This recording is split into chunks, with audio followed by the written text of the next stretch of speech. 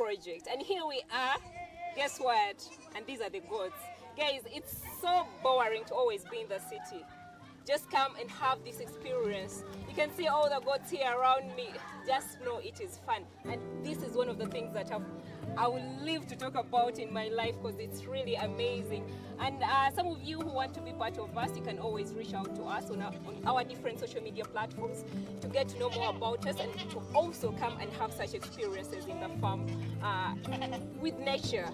So today, don't forget to subscribe. Just hit that subscription button and also hit the notification bell to always alert you whenever we upload new videos. Don't forget to view. Eh?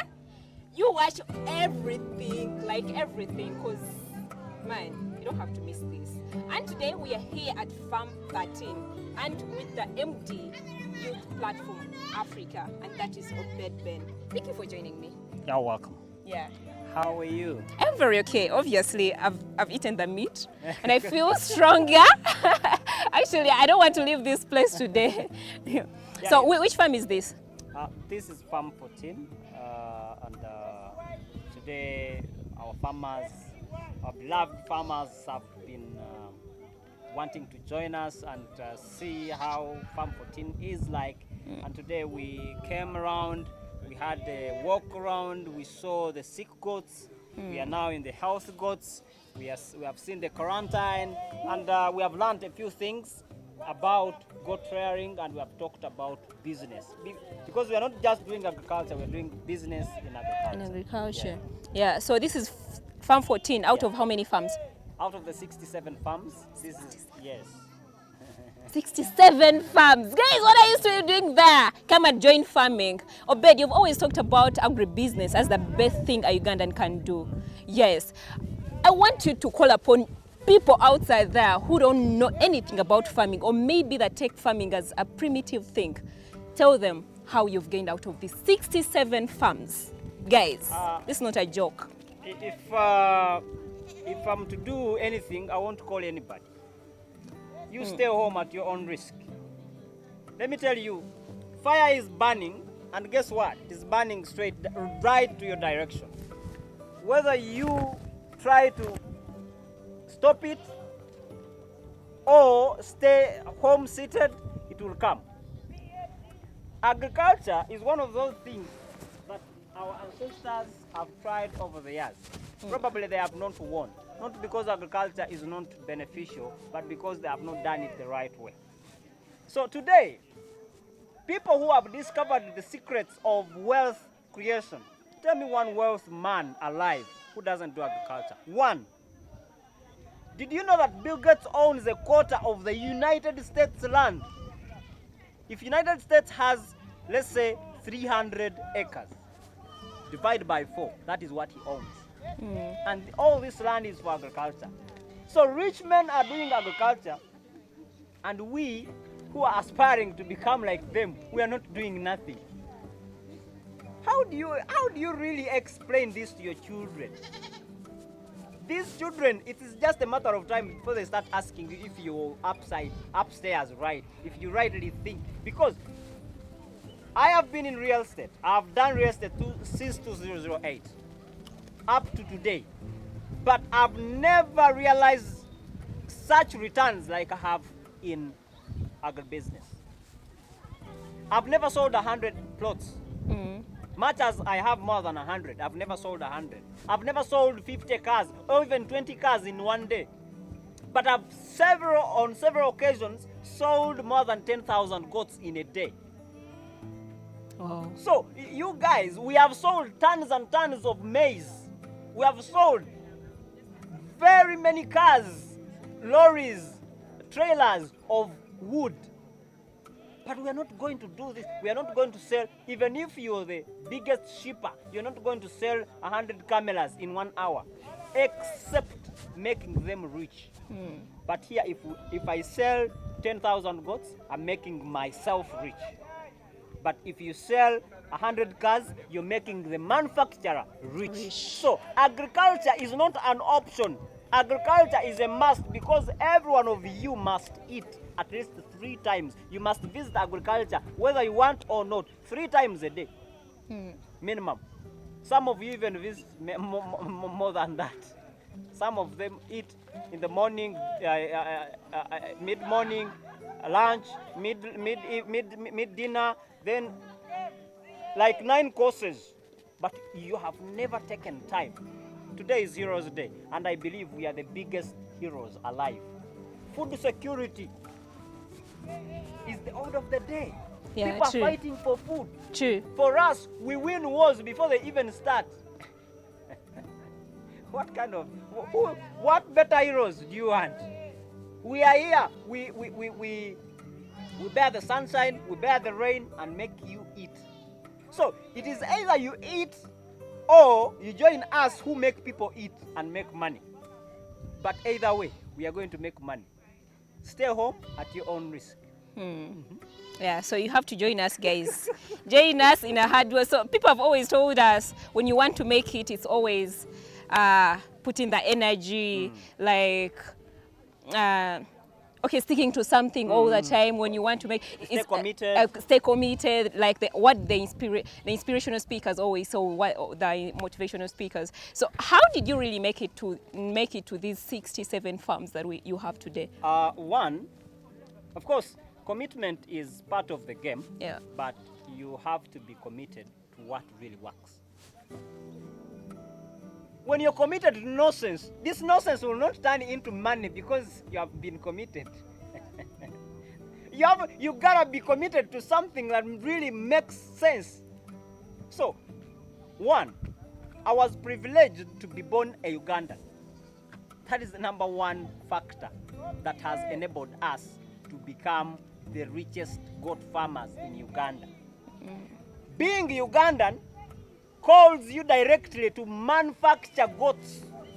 Because every condition, every environment, every climate change favors the goat business.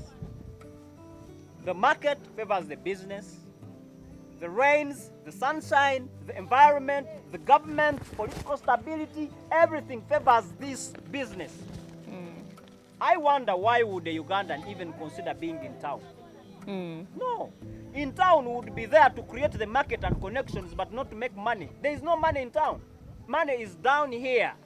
Because even what you see here, I can plant beans here and in 2 months I'll be eating beans. This is what we call Uganda. Yeah. So what we have is money. Yeah. We have money in our agriculture, and no wonder we are the best farmers in probably East Africa. But it would be very obscene someone to raise the biggest farmer and is from Egypt or South Africa. That is so obscene. That is so unfair. Ugandans would be burnt, would be deserving to be burnt if someone from South Africa emanates to be the best farmer. Enough is enough. Let's reclaim who we are. We are used to donating to UAE. We are used to donating to South Korea. We should be donating, not the other way around. So we have become who we are, and we are still becoming more than what we are because we are in Uganda. Yes. Yeah, you said something whereby in towns all they do is spending, because everything you do in town you're always spending. Actually, you can end up spending the whole salary that you've worked for. Yet here it's totally different, and I don't know why people are not embracing this agribusiness. Actually, it is not that people, it is only a few. Of course, Jesus Christ said, even by the time I return on this planet, I'll find poor people. So those who have not joined agriculture are trying to make that prophecy come true. They want to stay poor until when he comes back. Yes. So you believe it's meant to be? They stay there because they want that prophecy.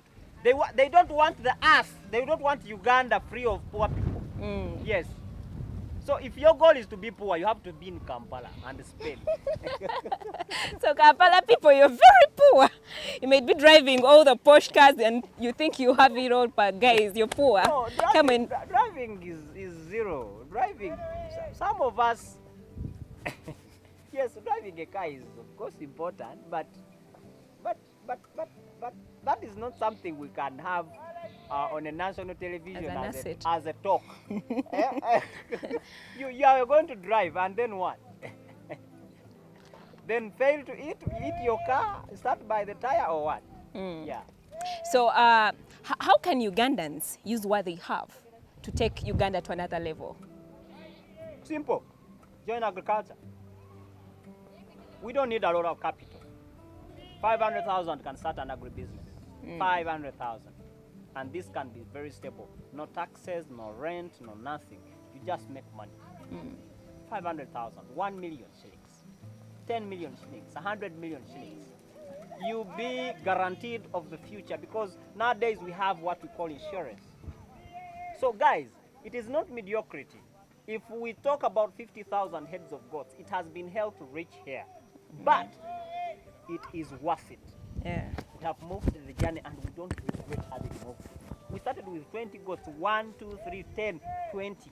Right now it is 50,000 heads of goats. It's just a matter of 16 years.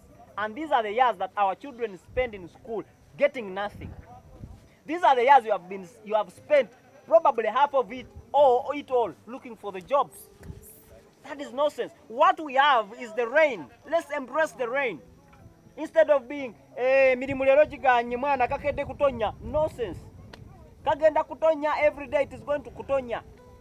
So you better use the kutonya to make money.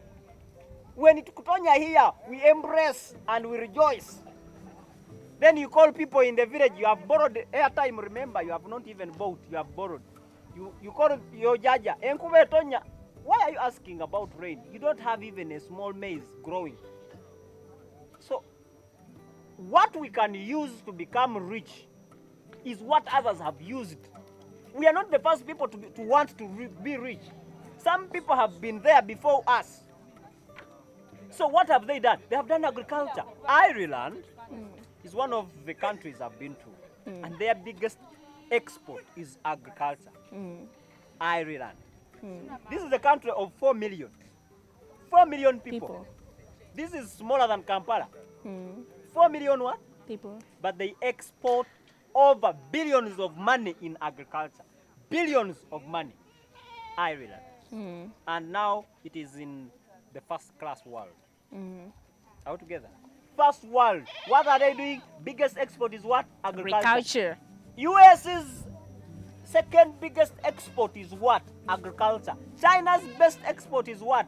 Agriculture. So what are we talking about? These countries stage as big superpowers and they are using agriculture. These countries should be in the other way around, learning from us what to do. We are the pearl of Uganda, we are the pearl of Africa. And being the pearl of Africa means we are the pearl of the world because Africa is the mother of over 40% of the world's natural resources. Do we understand even what this means? We are in the center of the world's richest resource center. We have a lot of resources, and what are we doing? We are trying to get likes. Tuliwaweru. Tuliwaweru. We are getting likes. I want followers. I want what? Followers are going to follow you and go where? We need to use these resources and make money. So you can see how big and how these goats are enjoying. They can jump. They can even participate in the high jump. Olympics, I think I should register some goats here. Actually. Yes. So you talked of some countries that use agriculture as their biggest export. And here in Uganda, we have raw materials to really do whatever we want to do and export to also come from the developing country that we've been for years. But we find that we export our raw materials at a very cheaper cost and import them at a double cost. Do you think the government is supportive? Maybe there's something that is not right. One of the things I really feel bad when people start talking is when they start talking about the government. The moment you start politicizing things around you, you're going to die a poor man. One, you don't know the genesis of government. And 3, all the rich people always collaborate with the government. Hostile as it is, dangerous as it is, and supportive as it is, we are because we are, not because of the government. And who elects the government? We. Who makes the government? You can't tell me the government is one man. The government is people by people, made by people for people. So what are we talking about? We are the government. If the government is corrupt, you too are. If the government is poor, you too are. So the government doesn't have to come and think for you. The other way around, supposed to think for the government. Have you ever been to State House? Yeah, once. Did you see any manufacturing company or factory around? Not really. Eh? Not really. So what do you expect from them? Did you see a farm that they get milk from? Did you see an engineering company No. or construction company? No. The State House in any country is supposed to feed from my sweat. We are supposed to feed the government. Have you tried to do something intensively and extensively? The government will have no option but to support you. Yeah. They will have no option. Substance. And this has happened. We were 20 people. Right now we're over 7,000 people. How can you come and intervene in the agenda of 7,000 people? Who are you? Which kind of a government can do what we call suicide? You must embrace what they have done and support them. Because they are not supporting you because they want to support you, but they are supporting you because you're already supporting 7,000 people who are paying taxes. It means there is a lot they are expecting from the 7,000 people. So they have no alternative but to support what these 7,000 people, organized 7,000 people are doing. So before you start looking for government support, let's first look to support ourselves. Let's first take the responsibility. This blame game is what is holding us back. Yeah. Between you and your hoe, where is the government supposed to help you? You have a hoe, you have a land, and you have yourself. Where is the government supposed to come in now? To make the hoe free, or to give you energy, to give you also to eat and get energy? That is nonsense. Let's first do what we must do. Then when we reach at the bridge, the government will take on. But you don't have a car, you don't have a bicycle, you're using your foot, and you want a road constructed. For what? And you don't pay taxes, and you want the road to be constructed with what? So, guys, I'm not a politician, and I will never be. I'm the president of Bamufuna Mpola. And in our country, the Bamufuna Mpola Republic, we say, because I am, the Uganda is. Because I am, the Uganda is. Not because of anybody, not because of something. Because I am, the Uganda is. And because we are going to be great. Yeah. Yes. So as we conclude, as I was coming here, the people that gave me different excuses, obviously I talked to different people that I was persuading to come with me, but they were like, we know nothing about farming, we've never done it, some of them don't have land. How is YPA of help? Land has never been a problem. If you're operating in Kampala smoothly and you don't have own a building, it's the same thing. There's no difference. You don't have to own a graveyard for you to be buried. You just die.